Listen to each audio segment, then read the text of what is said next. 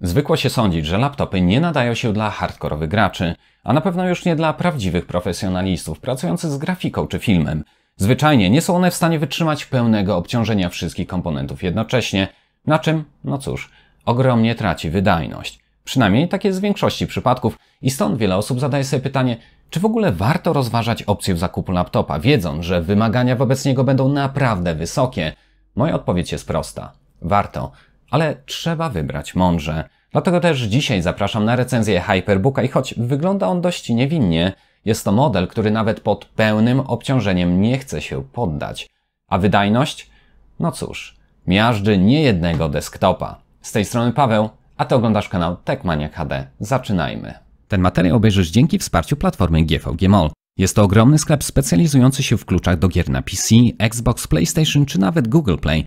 Zdobędziesz tu praktycznie wszystko, od kart podarunkowych do Steama po oprogramowanie pokroju Office'a czy Windowsa. Przestań przepłacać i już teraz odwiedź stronę. Link oraz kod zniżkowy na 20% odnajdziesz pod filmem w opisie. Model SL504 przybywa do nas w dość niepozornym kartonie. Nie wszyscy o tym wiedzą, ale Hyperbook to polska marka specjalizująca się w budowaniu laptopów na zamówienie. Dlatego też opakowanie nie bombarduje nas krzykliwymi grafikami. Komputer jest prawidłowo zabezpieczony miękkimi piankami z obydwu stron. Powinny one stanowić wystarczające zabezpieczenie na czas transportu. Wewnątrz odnajdziemy kilka drobiazgów oraz książeczkę, w której, co ciekawe, zabrakło języka polskiego. Ach, ten moment pierwszego podniesienia ekranu w nowym laptopie. Doprawdy wspaniałe uczucie. Hyperbook ma tę przewagę nad innymi producentami, że to my w większości decydujemy o doborze komponentów. Sami wybieramy ekran, jaki ma być zainstalowany, procesor, pamięć RAM, dyski, kartę graficzną, a nawet pastę termoprzewodzącą. Jakby tego było mało, to my również decydujemy o tym, czy ma być zainstalowany system, czy nie. Sama rezygnacja z Windowsa pozwoli nam zaoszczędzić co najmniej 500 zł. Jest to świetna opcja dla tych, co posiadają już swój klucz lub dla wszystkich, którzy preferują Linuxa. Dobrze, ale co siedzi we wnętrzu testowanej przeze mnie sztuki? Maleństwo to bazuje na najnowszej, 9. generacji Intel i7. Model 9750H jest procesorem 6-rdzeniowym, 12-wątkowym o maksymalnym booście dochodzącym do 4,5 GHz. Jest to naprawdę wyborna jednostka. Wyświetlacz to 144 Hz panel IPS Full HD z technologią G-Sync na pokładzie. Do tak szybkiego ekranu niezbędna jest równie mocna karta graficzna. Nvidia RTX 2070 z 8 GB pamięci VRAM wprost idealnie pasuje do tego zestawu. Mamy tu także 32 GB pamięci RAM pracującej z częstotliwością 266 MHz o opóźnieniach CL16. Z kolei 500 GB nośnik NVMe Samsung 970 EVO Plus spełniać będzie tutaj rolę dysku systemowego. To tyle w kwestii podstaw obranej konfiguracji. Przyjrzyjmy mu się z wierzchu. Czarna, smukła obudowa niczym nie zdradza bestii drzemiącej we wnętrzu. Brak tu wszelkich gamingowych czy agresywnych wstawek. Śmiało można rzec, że jak na laptopa tej mocy i klasy wzornictwo jest bardzo dojrzałe i konserwatywne. W tej konfiguracji laptop waży minimalnie ponad 2,5 kg. Dodając do tego zasilacz, waga wzrasta do niespełna 3,5 kg. Jak na konstrukcję wyposażoną w ekran o przekątnej 15,6 cala jest on dość niewielkich rozmiarów. Mierzy 359 na 258 mm, a gruby jest zaledwie na 3 cm. Tutaj wypada mi napomknąć, że bliźniaczy model do tego dostępny jest także o przekątnej 17 cali. Więc jeśli szukasz czegoś większego, możesz śmiało zostać do końca tej recenzji. Model SL504, jak i SL704 są bardzo mocno zbliżone do siebie. No ale idźmy dalej i przeskoczmy do tematu portów. Po lewej stronie znajdują się dwa gniazda mini jack. Bliżej frontu kombo dla słuchawek z mikrofonem, to dalsze już dla samego mikrofonu. Tuż za nim znajduje się gniazdo USB 3.1, kratka wentylacyjna procesora oraz miejsce na Kensington Lock. Po przeciwnej stronie odnajdziemy USB typu C, drugie USB 3.1 oraz kratkę wentylacyjną od strony karty graficznej. Na froncie bardzo schludnie. Jest tu jedynie czytnik kart pamięci SD oraz diody informacyjne, za to z tyłu już o wiele ciaśniej. Po bokach znajdują się dodatkowe otwory wentylacyjne dla procesora i karty graficznej, a między nimi, podążając od lewej, znajduje się gigabitowy port RJ45, HDMI, mini DisplayPort, Thunderbolt, trzecie USB typu A w standardzie 3.1 oraz na końcu gniazdo zasilania. Sprawdźmy teraz jakość wykonania materiałów oraz spasowanie. Od pierwszego otwarcia można zauważyć idealnie dobraną siłę zawiasów. Jest ona na tyle lekka, że pokrywę unosimy jednym palcem, nie powodując przy tym odrywania się bazy komputera od powierzchni. Jednocześnie trzymają na tyle solidnie, że nie ma mowy o samowolnym lataniu ekranu podczas pracy czy rozrywki na kolanie. Ogólnie rzecz biorąc, to zawiasy wydają się być trwałe i naprawdę dobrze wykonane. Nawet mocniejszemu odchylaniu nie towarzyszą skrzypienia czy trzeszczenia. Pokrywa ekranu daje się dość lekko wyginać, przynajmniej do pewnego stopnia, co powoduje delikatne odchylenie kolorów matrycy, aczkolwiek przy takim szarpaniu jest to zrozumiałe. Najważniejsze jest to, że takie wyginanie nie powoduje trwałego uszczerbku. Ekran daje się odchylić do około 45 stopni w tył. Ramki boczne liczą sobie zaledwie 7 mm szerokości, górna 10, ale na niej znajdują się dwa stereofoniczne mikrofony, dioda LED oraz kamerka. Dolna ramka to już inna rozmowa. Ta wysoka jest aż na 4 cm, aczkolwiek w użytkowaniu to w żaden sposób nie przeszkadza. Skoro jesteśmy już przy ekranie, to warto zaznaczyć, że przy składaniu modelu SL504 możemy wybrać pomiędzy OLEDowym 60 Hz panelem 4K Samsunga, a właśnie 144 Hz o rozdzielczości Full HD. Testowana przeze mnie sztuka wyposażona jest w ten, nazwijmy to, tańszy ekran, niemniej niczego mu nie brakuje. Jest to panel IPS, więc kąty widzenia są bardzo dobre, czerni również. Backlight Bleed test w testowanej sztuce ukazuje minimalne przebijanie głównie w dolnych krawędziach, ale to dość ekstremalny test.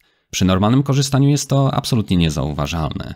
Maksymalna jasność spisuje się przyzwoicie, nawet podczas używania w świetle dziennym, a minimalna jest na tyle niska, że nie razi podczas wieczornego seansu.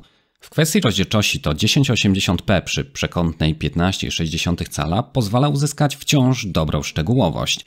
99% odwzorowanie palety sRGB perfekcyjnie nadaje się do konsumowania mediów, grania czy nawet pracy z grafiką. Oczywiście mało kiedy ekran wychodzi z fabryki idealny i przydatna może okazać się kalibracja. To dotyczy oczywiście niemal każdego monitora czy ekranu laptopa. Kalibrator to dość drogie narzędzie, ale Hyperbook świadczy taką usługę w swoim konfiguratorze. Fair play dla nich. Wspomniałem już pobieżnie o kamerce, ale i jej należy się kilka dodatkowych słów. Maksymalna rozdzielczość, z jaką może ona przechwytywać, to 720p. Jakość obrazu i dźwięku jest taka, jaką widać na załączonym obrazku. Szału zapewne nie robi, ale do wideo rozmów powinna wystarczyć, a dzięki temu, że jest ona umiejscowiona w górnej części ekranu, to rozmowa może być prowadzona dość komfortowo i naturalnie. Tutaj pozycja jest całkiem ok, z tym, że sam ekran należy ustawić pod kątem prostym do siebie. Mikrofony za to zbierają sporo szumu nawet w tym momencie, gdy wentylatory są w sumie całkowicie wyłączone. Jeszcze tylko krótki test pisania.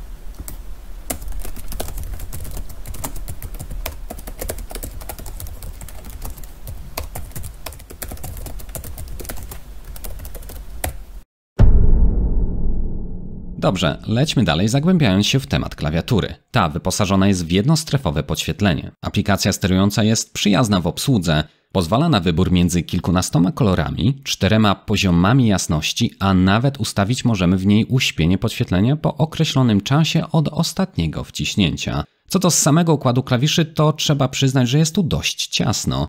Dzieje się tak głównie za sprawą wciśnięcia tu sekcji numerycznej. Główna partia, strzałki kierunkowe i sam numpad niemal stykają się i zazębiają ze sobą, a tym samym łatwo o pomyłkę.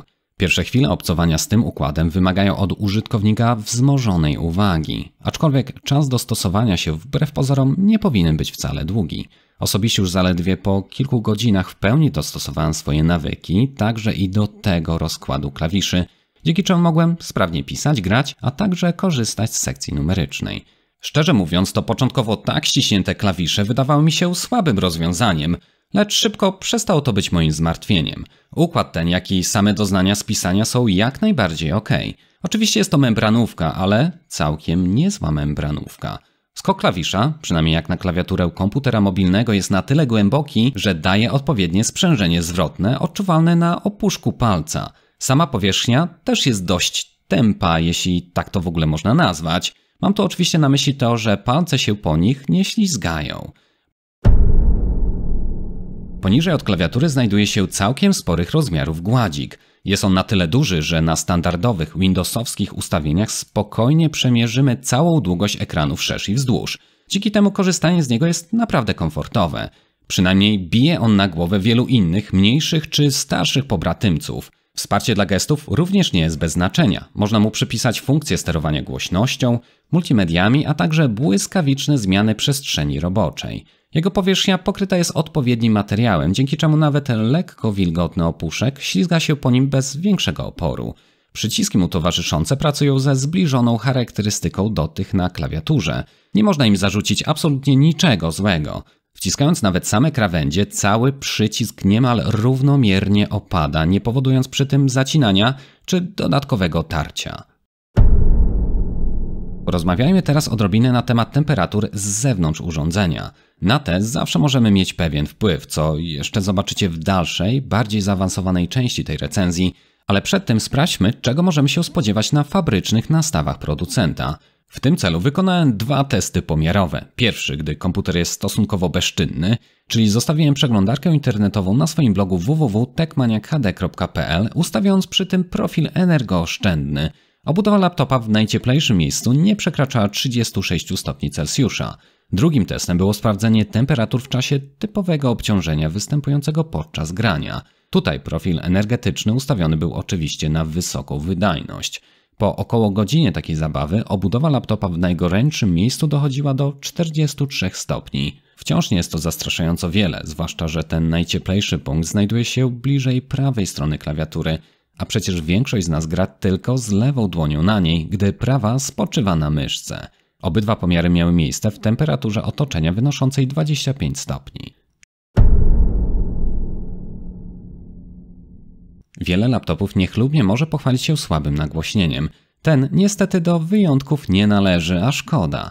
2 dwuwatowe przetworniki znajdują się w przedniej części u dołu konstrukcji. Są one może i całkiem głośne, ale głębi tonów niskich tutaj nie uświadczymy. Przynajmniej nie w mojej 15-calowej wersji. SL704, czyli 17-calowy braciszek, na swoim pokładzie posiada już niskotonowy głośnik, ale niestety nie było mi dane go przetestować. W każdym razie na papierze te 2 waty na stronę brzmią trochę jak nieporozumienie, ale w praktyce nie jest wcale aż tak źle. Umiejscowienie ich pod kątem około 30 stopni względem powierzchni, na której leży laptop, powoduje prawidłowe odbijanie się fali dźwiękowej, poszerzając tym samym wrażenie przestrzenności.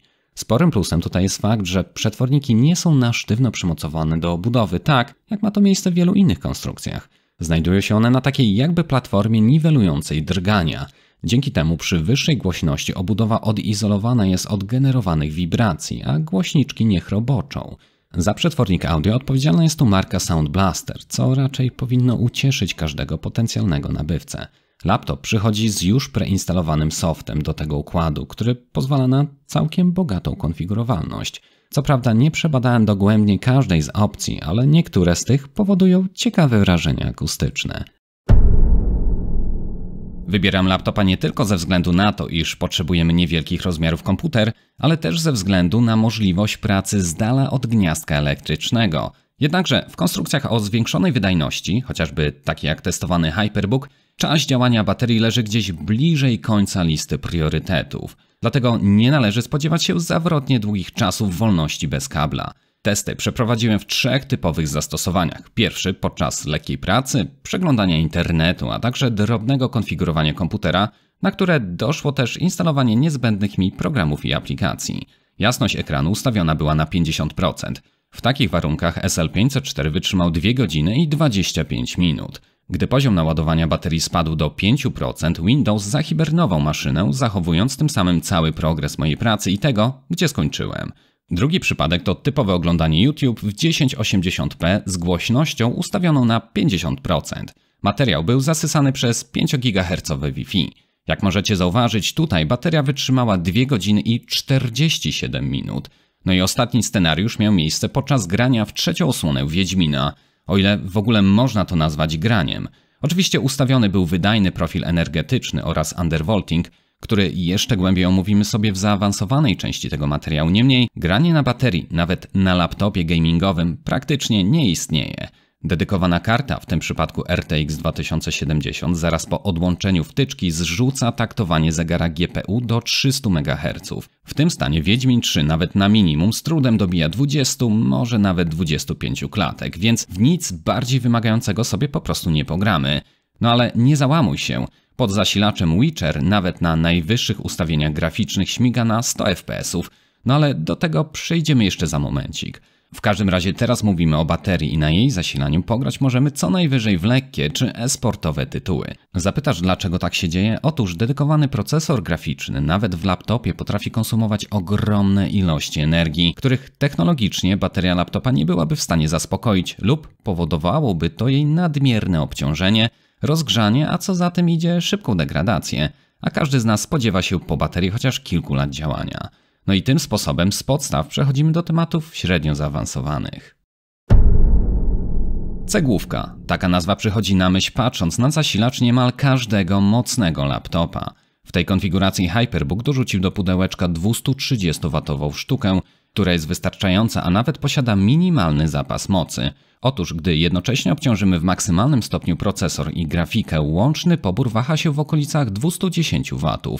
Dodajmy sobie do tego jeszcze jakieś straty, jasność ekranu i na ładowanie baterii nie pozostaje już za wiele. Jednakże, co bym nie robił i jak bardzo nie katował sprzętu, to poziom naładowania baterii ciągle się zwiększał, a jest to bardzo istotna kwestia. Niech duży czy ciężki zasilacz nigdy Cię nie zniechęca do zakupu jakiegoś konkretnego laptopa. Otóż niektórzy, nawet bardzo znani producenci w ramach chęci zaimponowania klientowi dorzucają mniejsze, troszkę bardziej kompaktowe zasilacze, które okazują się później niewystarczające. Objawia się to tym, że w czasie grania poziom naładowania baterii spada. Dzieje się tak, ponieważ to, co podaje zasilacz, to za mało i reszta niezbędna do działania czerpana jest właśnie z akumulatora. Jest to duży problem, bowiem za kilka lat jak bateria padnie, to komputer podczas grania może się brutalnie wyłączać. Ewentualnie elektronika sterująca zasilaniem obniży moc procesora czy karty graficznej, aby te nie pobierały zbyt dużej ilości energii. Słabo. W każdym razie testowany Hyperbook na tę przypadłość nie choruje. Podczas takiego normalnego używania czas ładowania akumulatora wynosi godzinę i 45 minut. W przypadku, gdy testowałem gry oraz wydajność termalną, obciążając jednocześnie procesor i grafikę, czas ten wydłużył się ponad dwukrotnie. Zauważcie proszę, że pomiar wykonywałem na poziomie od 5 do 98%. Ostatnie stadium zawsze trwa najdłużej, nieważne czy mowa tu o laptopach, smartfonach czy nawet samochodach. No ale wciąż jesteśmy tylko w średnio zaawansowanej części tego materiału, to nie będę się rozwodził, dlaczego tak się dzieje. Poruszyliśmy już wiele kwestii i teraz czas najwyższy przejść do gamingu. No i niech mnie motyla noga. Granie na tej konfiguracji to iście miodne doświadczenie, a 144 Hz ekran IPS z G-Sync to roztopione masełko dla oczu gracza. Nie inaczej. Odświeżanie na tym poziomie jest trochę surrealistycznym doświadczeniem, które wprawny gracz zauważy nawet na animacjach w Windowsie. Przesuwanie okienek nabiera tutaj nowego wymiaru. Oczywiście nie jestem w stanie Wam tego pokazać. Materiał, który oglądasz, nagrany został w 30 klatkach, ale ten, kto doświadczył przyjemności korzystania z panelu o wysokim odświeżaniu, wie, czego się spodziewać. G-Sync też robi genialną robotę. Od momentu wyjęcia laptopa z kartonu nie widziałem nawet jednej klatki obrazu ze screen tearingiem. Wrażenia z gry są tylko moim subiektywnym odczuciem i łatwo tu ulec ekscytacji. Dlatego nie obędzie się bez twardych dowodów w postaci pomiaru klatek na podstawie chociażby kilku popularnych tytułów gier. Większość z nich testowała na najwyższych możliwych ustawieniach, aczkolwiek jeśli chcemy wyciągnąć z panelu pełne odświeżanie przez większość czasu, to warto rozważyć zrzucenie kilku settingsów tu i ówdzie. Chociaż jak sami się domyślacie, wszystko zależy od danego tytułu. W Wiedźminie na ustawieniach maksymalnych Full HD średnia 100 klatek na sekundę to więcej niż potrzeba chyba komukolwiek. Z kolei w szybszych grach takich jak Battlefield czy Fortnite, czyli tam gdzie czas reakcji jest najważniejszy, można zrezygnować z kilku zapychaczy graficznych, aby utrzymać stałe 144 klatki na sekundę. Przejdźmy teraz do zadań bardziej profesjonalnych, poczynając od popularnego programu do generowania grafiki trójwymiarowej, czyli do Blendera. Jest to aplikacja darmowa, ale nie dajcie się tym zwieść. Przy jej pomocy możecie stworzyć niewiarygodne i przepiękne grafiki, a nawet całe, pełnometrażowe animacje czy kreskówki. Jest to potężne narzędzie, mające też ogromne wymagania sprzętowe. Niemniej, Wcale nie potrzeba nam mocnego desktopa, bowiem i na tym laptopie też można rozpocząć swoją przygodę nawet z takim programem. Sprawdziłem więc, jakiej wydajności możemy się spodziewać. W tym celu zmierzyłem czas renderu jednej ze scen. Tak oto przedstawiają się wyniki. No a skoro jesteśmy już w tematach dla bardziej zaawansowanych użytkowników, to dopiero teraz pozwolę sobie wyjaśnić metodologię pomiaru. Pierwsze 3 tabelki są dość oczywiste i raczej nie wymagają dodatkowego opisu. Z kolei 4. test został wykonany po undervoltingu procesora. Jest to takie jakby wsteczne podkręcanie, polegające na zmniejszeniu napięcia. Niższe napięcie to niższe temperatury. Niższe temperatury to większa chęć systemu do utrzymania procesora w trybie boost, czy jak to woli w trybie turbo. Undervolting to bardzo dobra sprawa i możemy go w łatwy sposób wykonać samodzielnie. Potrafi on nawet wydłużyć życie procesora, tylko nie wolno schodzić za nisko, bowiem ucierpi na tym stabilność. W każdym razie, jak się okazało, testowana sztuka jest już odrobinę stuningowana pod tym względem przez samego producenta, za co należy się pochwała. Może niewiele, ale nawet te ujemne 50 mV to już dobry start i gwarantuje lepsze parametry pracy oraz niższe temperatury bez tykania się czegokolwiek. Ba, nawet procesor graficzny jest podniesiony o dodatkowe 100 MHz. Innymi słowy, kupujesz laptopa, wyciągasz z pudła, używasz, a ten i tak lepiej pracuje niż większość konstrukcji opartych na tych samych podzespołach. Super, ale mi spokojnie udało się zejść jeszcze niżej z utrzymaniem pełnej stabilności w grach i w większości programów. W 4. przypadku widzicie, że odjęcie 145 mV pozwoliło procesorowi pracować wydajniej. Idąc dalej, to czy wspominałem Wam już, że ten laptop ma bardzo wydajne chłodzenie? Cóż, wystarczy spojrzeć na ostatni test naniesiony na wykres. Czas wyrenderowania sceny spadł poniżej 6 minut. Jest to bardzo dobry wynik, ale dzieje się tak dlatego, że procesor, który ma domyślne TDP na poziomie 45 W, podniosłem do 80. Nadanie takiego limitu energetycznego pozwala mu utrzymać non-stop pełen boost na poziomie 4 GHz na wszystkich 12 wątkach. No i żartobliwie dodam, że procesor wcale nie miał przy tym 110 stopni. Bez żadnej podkładki chłodzącej ani bez unoszenia tyłu SL504 samodzielnie utrzymywał temperatury procesora na poziomie 73 stopni Celsjusza. Wiem, brzmi to niezwykle pięknie, ale dlaczego tak się dzieje i skąd takie możliwości chłodzenia w laptopie, wytłumaczę za chwilę. Najpierw jednak dokończmy testy wydajnościowe. Kolejny wykres przedstawia punktację uzyskaną w aplikacji Cinebench. Cinema 4D jest programem płatnym, bardzo zbliżonym do Blendera, ale wciąż wielu użytkowników porównując różne urządzenia polega właśnie na nim. Jak widać, undervolting zaowocował wyższym wynikiem, ale to dopiero podbicie limitu TDP w znacznym stopniu pomogło nam wydusić totalny maks z procesora. Z grafiki trójwymiarowej przejdźmy do edycji wideo. Tutaj wydajność laptopa może mieć dość istotne znaczenie. Coraz więcej osób rozpoczyna swoją przygodę z montażem i nawet jeśli w tym momencie wydaje Ci się, że jest to absolutnie Tobie niepotrzebne, to dobrze się zastanów i powiedz, ile razy w tym roku wyciągnąłeś telefon, aby coś nagrać. Smartfony spisują się w tym już naprawdę dobrze, ale te setki klipów trzeba będzie kiedyś uporządkować, przyciąć i wrzucić do jednego albumu wideo. Nikt tu nie mówi o walce o Oscara, ale z prostym przycięciem klipów poradzi sobie każdy początkujący. Jaki program wybrać? Otóż do wyboru jest całe multum oprogramowania. Niemniej my skupimy się na DaVinci Resolve marki Blackmagic.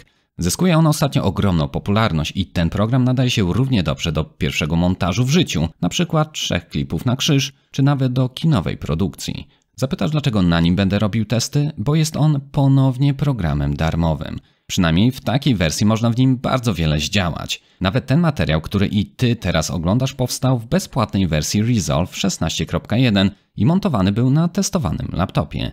Jak widać, z sukcesem. Więc do rzeczy. Wykresy z czasami renderowania są podzielone na 2 testy.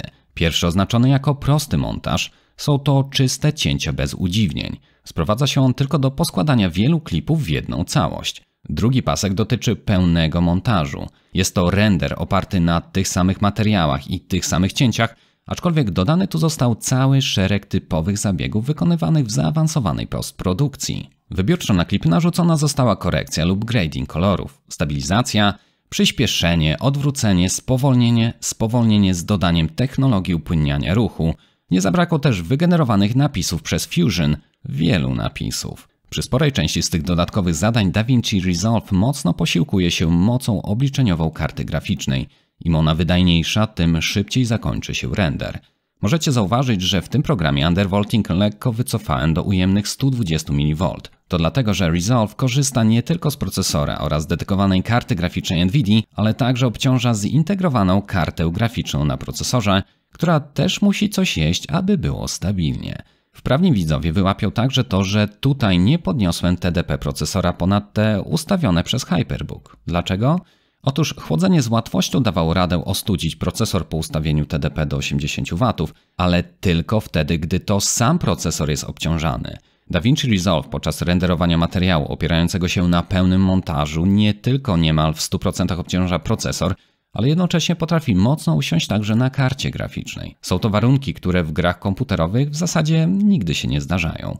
Dopiero w Resolve byłem w stanie dotrzeć do limitu wydajności chłodzenia. No właśnie, chłodzenie. Ma ono dość ciekawą konstrukcję. Dobierzmy się więc i do niego. W tym celu najpierw wykręcamy dwie śrubki trzymające baterię oraz wszystkie inne znajdujące się od spodu. Domyślam się, że część z Was lubi takie operacje, ale druga część jest w tym momencie przerażona i obawia się otwierania sprzętu, zwłaszcza sprzętu tej klasy.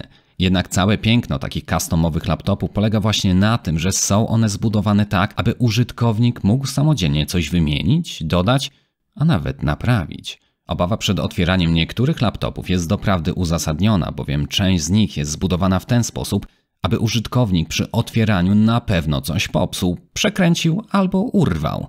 To, co mogę powiedzieć o modelu SL504, to to, że jest on bardzo przyjazny użytkownikowi i wcale nie musisz być elektronikiem, aby go otworzyć i coś w nim wymienić.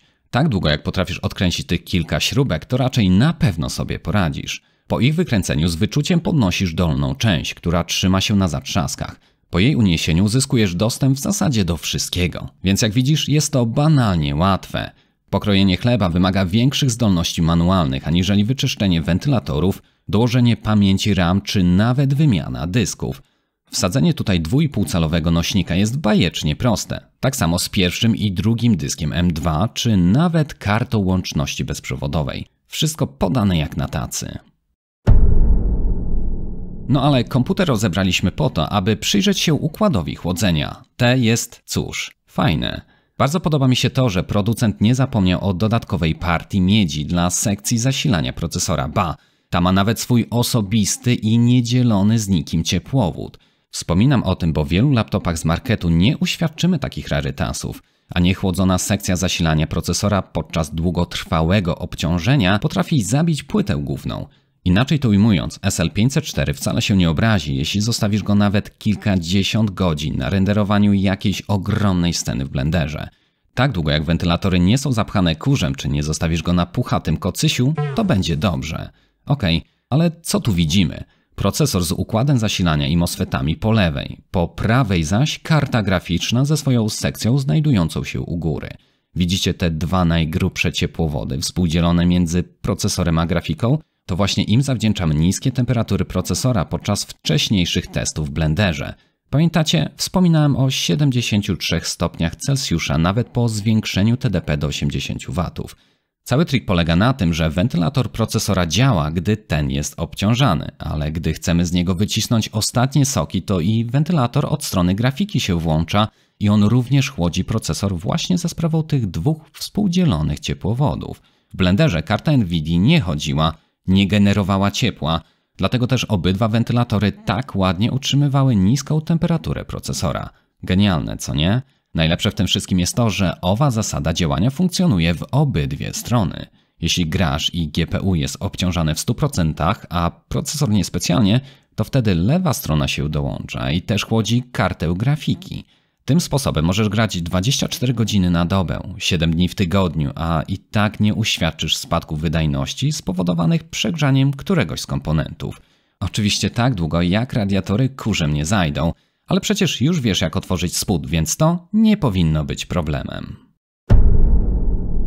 Przygotowując się do tej recenzji zapisałem sobie podpunkt o tym, aby porozmawiać z Wami na temat throttlingu, czyli sytuacji, gdy procesor obniża swe zegary w momentach, gdy ten dobija zbyt wysokich temperatur.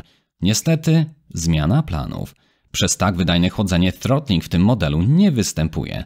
Jest to oczywiście dobra wiadomość, niemniej limitu dobiłem dopiero podczas renderowania materiałów DaVinci Resolve, gdy pierwsze próby wykonywałem na podniesionym TDP procesora do 80 W. Udało mi się doprowadzić komputer do awaryjnego wyłączenia dopiero wtedy, gdy jednocześnie procesor, grafika zintegrowana oraz dedykowana pracowały pod dużym obciążeniem. Gdzieś w okolicach 95 stopni Hyperbook zwyczajnie się wyłączył, ale już po chwili można było go włączyć ponownie. No ale podkreślam, że to taka wymuszona przeze mnie ekstremalna sytuacja. Czy wiecie, co jest najzabawniejsze w tym wszystkim? Otóż egzemplarz, który wypożyczyłem do testu, miał zastosowaną pastę Prolimatek PK3. Absolutnie nie jest ona zła, ale podczas konfiguracji za dodatkowe 99 zł można wziąć ciekły metal od Thermal Grizzly, co jest mocno kuszącą opcją i tak jak wspominałem wcześniej, samodzielne grzebanie czy nawet zmiana pasty termoprzewodzącej w tym modelu to sprawa dość prosta, aczkolwiek nałożenie ciekłego metalu mocno bym odradzał osobom niewprawnym. No ale to tak tylko na marginesie.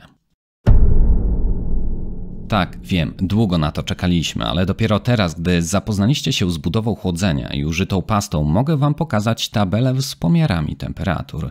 Widzicie, że w pierwszych dwóch przypadkach, czyli w czasie lekkiej pracy i oglądaniu YouTube'a, nie zamieściłem temperatur dedykowanej karty graficznej. Sprawa jest oczywista, ta była całkowicie wyłączona i tak proste zadania opierają się na zintegrowanej karcie graficznej, która umieszczona jest na procesorze, a to z kolei mocno oszczędza energię. Z kolei trzeci przypadek może wydawać się bardzo dziwny. Pełne obciążenie grafiki i procesora, taktowanie mega niskie, a temperatury takie wysokie? Otóż w trybie oszczędzania energii wentylatory są niemal bezdźwięczne, a tym samym obracają się bardzo, ale to bardzo wolno. Po kilkunastu minutach ciągłego obciążania zwyczajnie temperatury rosną i rosną, za to komputer pozostaje cichy jak mysz kościelna. Dalej idąc, piąty i szósty przypadek jest również bardzo ciekawy. Pełne obciążenie wszystkich komponentów, jedyna różnica to undervolting procesora. Może i temperatury są identyczne, ale zauważcie, że procesor na wszystkich 12 wątkach był w stanie pompować nie 3,3 GHz, ale 3,6. Tym sposobem widzicie, jak bardzo opłacało się wykonać undervolting. 4 zestawy wykresów od dołu dotyczą testów podczas grania. Na pewno wyróżnia się tutaj fakt, że procesor utrzymywał elegancko taktowanie na poziomie 4 GHz, nawet w tym trybie zrównoważonym. Jak widzicie, darowałem sobie tutaj pomiary na oszczędzaniu energii, no bo przecież nikt nie gra w tym trybie będąc pod zasilaczem. W każdym razie przedostatnia porcja wykresów dotyczy testu po wykonanym undervoltingu. Jak widać, temperatura procesora spadła aż o 4 stopnie.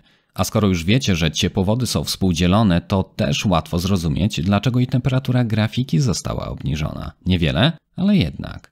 Natomiast ciekawostką jest tutaj pomiar na podkładce chłodzącej.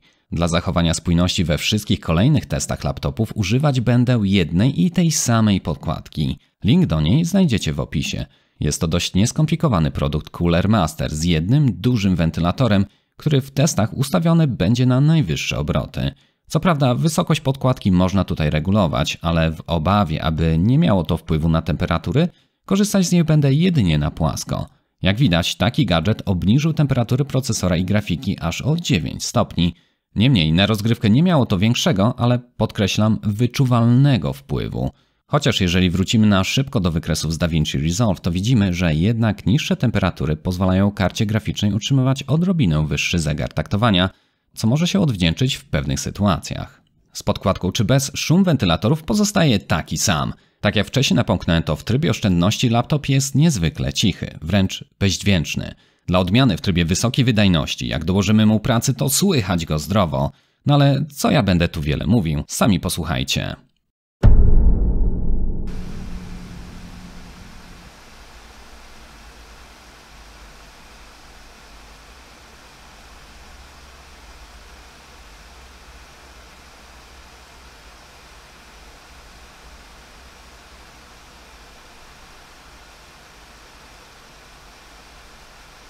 Wiem, całkiem hałaśliwie się robi, jak już grać to tylko w dobrych słuchawkach, no ale tak już bywa z laptopami. Chciałbym dodać też kilka słów na temat strony konfiguracyjnej Hyperbooka. Link do niej oczywiście znajdziecie pod tym filmem. Bardzo podoba mi się fakt, że to kupujący wybiera podzespoły i oczywiście wiem, że nie tylko na stronie Hyperbooka mamy taką możliwość. Jest wiele innych marek, które w mniejszym lub większym stopniu pozwalają na kustomizację, no ale chyba Hyperbook robi to najlepiej, przynajmniej w Polsce. No bo kto inny pozwala nie wziąć systemu operacyjnego, dysków czy nawet pamięci RAM? Jasne, bez RAM-u komputer nie wstanie, no a jeśli masz laptopa gamingowego, który się akurat spalił, to byłoby jak znalazł do przełożenia chociażby części tych komponentów, które się ostały. Wracając do konfiguratora i przy pamięci operacyjnej będąc, to jak widać mamy tu do wyboru jedną 4 GB kostkę albo jedną 8 GB, ewentualnie może 2 czwóreczki. Moi drodzy, ja absolutnie nie chcę nikogo strofować, ale kupując taki komputer, nawet z kartą RTX 2060, czyli o jedno oczko niżej, absolutnie nie róbcie sobie krzywdy i nie bierzcie niczego mniej jak 16 GB. I podkreślam, w 2 kościach, czyli 2 razy po 8 GB. Zdaję sobie sprawę, że większość moich widzów doskonale wie, dlaczego tak się robi, ale nie wszyscy są na tyle zaznajomieni, aby wiedzieć, że 2 kości razem mają 2 razy większą przepustowość aniżeli jedna. Niemniej to nie czas i miejsce na objaśnienie tego, jak działa Dual Channel, ale tylko na to jedno chcę stanowczo zwrócić Waszą uwagę. Z kolei 32 GB dla graczy póki co wciąż jest stosunkowo zbędne i daje minimalny wzrost wydajności i to w niewielu tytułach. Jeśli planujesz używać tego komputera do grafiki czy montażu filmów, to tak, jasne. DaVinci Resolve zaraz po włączeniu projektu potrafi usiąść na 20 GB pamięci RAM, więc wtedy byłoby to czymś godnym rozważenia. W konfiguratorze możecie także zmienić kartę sieciową, natomiast ja w tym temacie wyrocznią nie jestem. Mogę Wam jedynie zdradzić, że testowana sztuka przyszła do mnie z kartą Killer AC 1550. Niestety nie mam takiego połączenia internetowego, aby dobić do jej limitu. To, co mogę Wam jedynie powiedzieć, to fakt, że nie napotkałem na żadne problemy podczas jej użytkowania. Ostatnim elementem, którym chciałbym jeszcze poruszyć w tej recenzji, to instalacja systemu Linux. Wrzuciłem tutaj Manjaro o smaczku KDE, którego jestem zwolennikiem. Wszystkie podzespoły zostały wykryte prawidłowo, włącznie z RTX 2070. Czas najwyższy przejść teraz do zestawienia wad i zalet. Zacznijmy więc od zalet. Tych jest doprawdy wiele i większości z nich zdążyłem już poruszyć. Na pewno należy do nich ogólna wydajność, świetne chłodzenie, możliwość dogłębnej konfiguracji itd. Natomiast nie wspominałem na pewno za wiele o softie. Bardzo podoba mi się to, że producent nie zainstalował tutaj żadnego śmieciowego oprogramowania. W dzisiejszych czasach to naprawdę rzadkość. Wielu producentów instaluje przysłowiowe krapy w postaci pseudo-antywirusów, które po czasie będą próbować naciągnąć nas na pieniądze, czy uzależniające gierek, które w zasadzie dążą do tego samego. Niedawno kupiłem nowego laptopa spod znaku Lenovo i było tam tyle szkodliwego szmelcu wyciągającego dane użytkownika, że w zasadzie jedyną bezpieczną drogą był format, usunięcie wszystkich idiotycznie porobionych przez nich partycji i postawienie systemu na nowo. SL504 był dla mnie miłą odskocznią, gdzie jedyne oprogramowanie, jakie zostało zainstalowane przez Hyperbooka, to to, które jest de facto przydatne. Znajdziemy tu coś do zarządzania profilami energetycznymi, sterowaniem wentylatorów, podświetleniem klawiatury, a nawet dają prosty sofcik do podkręcenia procesora graficznego. Jest tu też aplikacja do tworzenia makr klawiatury oraz to, o czym wspominałem dla karty dźwiękowej. W sumie to chyba wszystko. Programów, które chciałyby porwać mój portfel, duszę i tożsamość, nie odnalazłem. Pod kolejną zalet chciałbym tu podpiąć ten cały, nazwijmy to, łatwy dostęp do komponentów urządzenia. Otóż osobiście bardzo szanuję każdego producenta oraz jego sprzęt, który daje się łatwo naprawić. Zagrywki stosowane chociażby przez spółkę Apple, polegające na opracowaniu sprzętu nie do naprawy, uważam nie tylko za żerowanie na ludzkości, ale ta chęć zysku mocno przyczynia się także do niszczenia środowiska naturalnego. Zmuszanie inżynierów do opracowywania elektroniki, której nie da się łatwo naprawić, jest, delikatnie mówiąc, niegodziwe. Dlaczego o tym mówię? To, co spodobało mi się po rozebraniu modelu SL504, to ta cała transparentność, jawny i nieutrudniony dostęp do wszystkiego.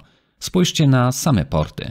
Najczęstszym uszkodzeniem laptopów ulegają gniazda ładowania. Jasne, winę za to ponoszą sami użytkownicy, no bo każdemu czasem się zdarzy ruszyć w stronę kanapy, zapominając o tym, że kabel zasilacza był podłączony.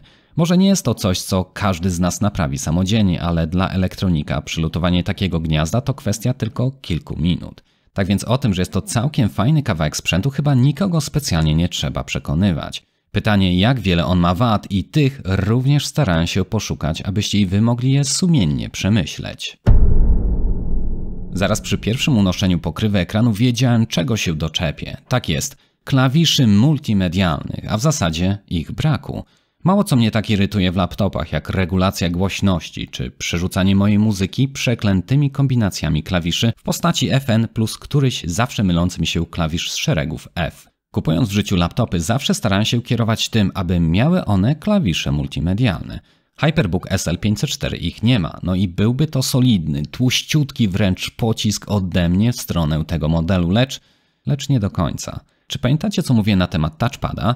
Otóż obsługuje on te tak zwane gesty systemu Windows, a te można ustawić na przykład w ten sposób, że 3 palcami do góry i w dół to regulacja głośności, w prawo i lewo to zmiana utworów, a jedno dotknięcie to pauza. No i muszę się przyznać, że dałem szansę temu systemowi, no i cóż, spodobało mi się. To, co miało być wadą, chyba jednak wcale nią nie jest. Na szczęście to nie wszystko. Bez dwóch zdań wadą jest na pewno brak czytnika linii papilarnych czy kamery z sensorem głębi, z którym działałaby opcja Windows Hello. Tu trzeba jasno przyznać, że w sprzęcie tej kategorii czytnik linii to totalne minimum. Minimum, którego zabrakło. I wręcz trzeba wpisywać hasło jak jakiś jaskiniowiec. Gdy w czasie konfiguracji wybieramy pamięć RAM, widzimy, że każda z dostępnych opcji powinna pracować z częstotliwością 266 MHz, przynajmniej w tym konkretnym modelu HyperBooka. Pod sam koniec recenzji, gdy dogłębnie przeglądałem zawartość UEFI, zauważyłem, że pracuje ona z domyślną dla DDR4 szybkością 2133 MHz. Co prawda, aby to naprawić, wystarczyło włączyć profil XMP, aczkolwiek skoro komputer od producenta przyszedł już z podkręconą kartą graficzną oraz wykonanym undervoltingiem, coś takiego jak dobranie prawidłowej częstotliwości pamięci RAM uznałem wręcz za totalny pewnik.